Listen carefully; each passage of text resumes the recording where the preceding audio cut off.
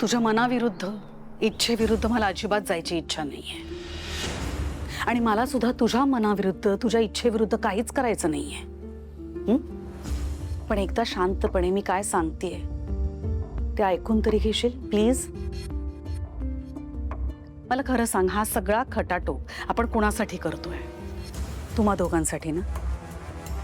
सावलीच्या पत्रिकेत संतती विरहाचा जो दोष आहे, हे विधी केल्यानंतर तो दोष नाहीसा होणार आहे। निदान त्यासाठी तरी ऐक ना, थोडा वेळ जरा स्वतःचा विचार करू नकोस, फक्त सावलीचा विचार कर, तिच्या मातृत्वाचा विचार कर। तिच्यासाठी करशील हे प्लीज? आई, मी स्वतःचा विचार करत नाहीये, मी सगळ्या गोष्टींचा विचार करतोय। सावलीला आई होताना मला पण बघायचंय, माझं पण स्वप्न आहे ते, पण फक्त आयुष्यात स्वप्न पूर्ण व्हावं म्हणून मी असले उपाय नाही करणार। आणि चल, म्हणजे सावलीवर परिणाम होईल, आपल्या कुटुंबावर या सगळ्या गोष्टींचा परिणाम होईल, पण कंपनीचं काय? काय कंपनीचं काय?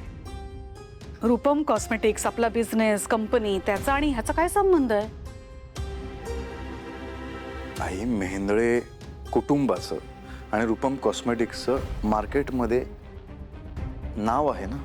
हो मग? आई, उद्या जेव्हा कळेल की सारंग मेहेंदळे यांची पहिली बायको घरात असताना त्यांनी दुसरं लग्न केलं, आणि का? तर संतती विरहाच्या भीतीने। लोक काय म्हणतील? आणि तू म्हणतेस फक्त विधी, त्यांना विधी आणि लग्न यातला फरक कळेल? त्यांचे प्रश्न सहन करायला तयार आहेस ना तू? तुझे म्हणतोयस त्यात सुद्धा तथ्य आहे, मी नाही म्हणत नाहीये। या सगळ्याचा खरं तर मी विचार केला नव्हता, पण जर का रूपम कॉस्मेटिक्स आपली कंपनी, बिझनेस, आपलं घर या सगळ्याच्या अब्रूचा प्रश्न असेल तर त्यासमोर माझं सुख मला नाही ठेवायचंय। तुझी इच्छा नाहीये ना, मग नाही करायचा हा विधी। आपण एक काम करूया ना, हा विषय इथेच संपून टाकूया। बेस्ट। ठीक। बरं झालं तुम्ही आलात। हे विधीसाठी नाही म्हणतायत, तुम्हीच समजावा ना त्यांना प्लीज। एवढ्या मोठ्या ज्योतिषांनी सांगितलंय, मग त्यात काहीतरी तथ्य असेलच की।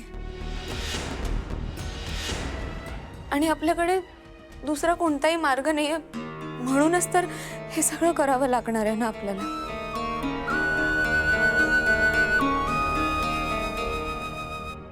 अहो, तुमचं स्वप्न आहे ना, तुम्हाला सुद्धा आपलं बाळ हवंय ना, मग आपल्या बाळासाठी हे विधी करायला काय हरकत आहे?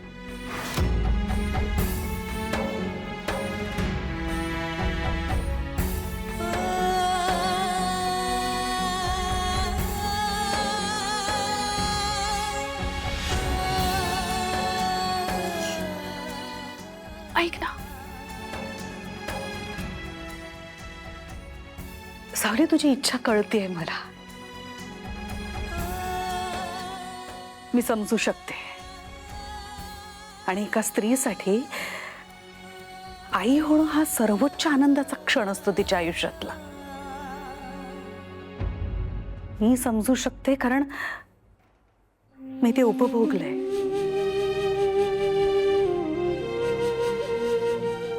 पण सारंग जे म्हणतोय त्यात सुद्धा तथ्य आहे, आणि त्याची इच्छा नसेल तर त्याला दुखवून मला काहीच करायचं नाहीये। नको ना, हा विषय नको वाढवायला, कारण याचा निर्णय झालाय आता।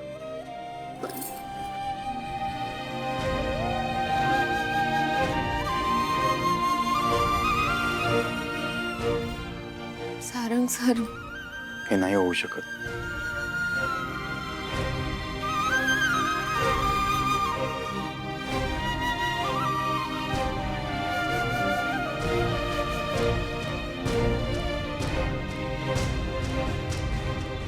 तिलोत्तमा, अगं असं करून कसं चालेल? हां, हे बघ, तुला हवंय ना की या घरात आपल्या सारंगचं सावलीचं एक बाळ यावं, ते याच घरात नांदावं. सारंगच्या बाळाच्या रूपाने या घराला एक वारस मिळावा. तुला नको का? हं? आणि तुझा हा जो एवढा मोठा डोलार आहे, एवढं मोठं तुझं साम्राज्य, हे सांभाळायला कोणी नको? हं? हवंय ना. वारस कुणाला नको असतो. मला सुद्धा या घराण्यासाठी वारस हवाय. माझं तर स्वप्नच आहे. पण त्यासाठी मला माझ्या सारंगच्या मनाविरुद्ध अजिबात जायचं नाहीये. आणि तो जरी सारंग जरी तयार झाला तरी सुद्धा विधीपुरता लग्न करणारी मुलगी कुठे सापडणार आहे आपल्याला? अगं तिलोत्तमा, कुठल्या जगात वावरतेस बाई? अगं घराबाहेर पडून बघ जरा. जगात कितीतरी अशा मुली आहेत ज्या पैशासाठी, बिचारा लाचारीमुळे, परिस्थितीमुळे अक्षरशः सरोगसीचा पण मार्ग अवलंबायला कमी करत नाही. मग आपल्याला तर असं सगळं काही करायचं नाहीये. फक्त एक साधा लग्नाचा विधी करायचा आहे.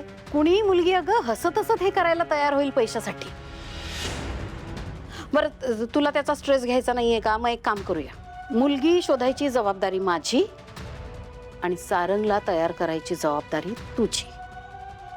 आपण ना हे असं वाटून घेऊया, म्हणजे मग हे सगळं असं सहज पार पडेल. भैरवी, तुझं सगळं बरोबर आहे, पण हे अशक्य आहे. सारंगने या गोष्टीसाठी साफ नकार दिलाय. मी त्याला भरीस पाडणार नाही. ओके? हिने जर अशी माघार घेतली तर माझा सगळा प्लॅन धुळीत मिसळेल. अनामिकाला या घरात स्थान मिळवून द्यायचं असेल तर हीच संधी आहे. आता मला माझा हुकमाचा एक्का बाहेर काढावाच लागेल. तिलोत्तमा, अगं समजून घे ना. आता गेली इतकी वर्ष मी तुला बघतीये. घराण्याच्या वारसासाठी एवढी तरसून गेली होतीस तू, आणि जेव्हा सारंगच्या बाळाच्या रूपाने तुला या घराण्याचा वारस मिळवायची संधी मिळतीये तर ती अशीच दवडतीस तू. अगं परमेश्वराचा हा एक इशारा समज. तुझी इतक्या वर्षांची इच्छा पूर्ण होतीये. आणि मला एक सांग, आतापर्यंत तर तुला ही पोरगी आवडत नव्हती सावली.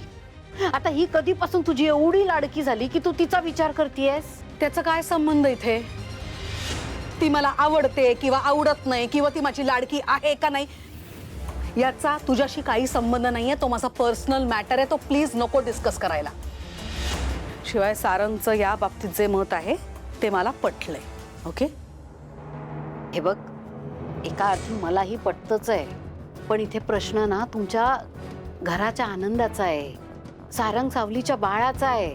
आणि त्याही पेक्षा महत्वाचं, आपल्यात कितीही मतभेद असले, छोटे मोठे भांडणं असली तरी खरं सांगू का तिलोत्तमा, मला तुझं सुख हवंय. इतकी वर्ष या घराच्या वारसासाठी झुरताना बघितलंय मी तुला. मला तुझ्या चेहऱ्यावर ते समाधान हवंय ग. एक मैत्रीण म्हणून कळकळीने सांगतेय तुला. मला कळतंय, पण सारंगच्या मताचा मी आदर करते. ते माझं कर्तव्य आहे. मी त्याची आई आहे. आपण एक काम करूया, आपण हा विषय इथेच थांबवूया. नको बोलायला याच्याबद्दल.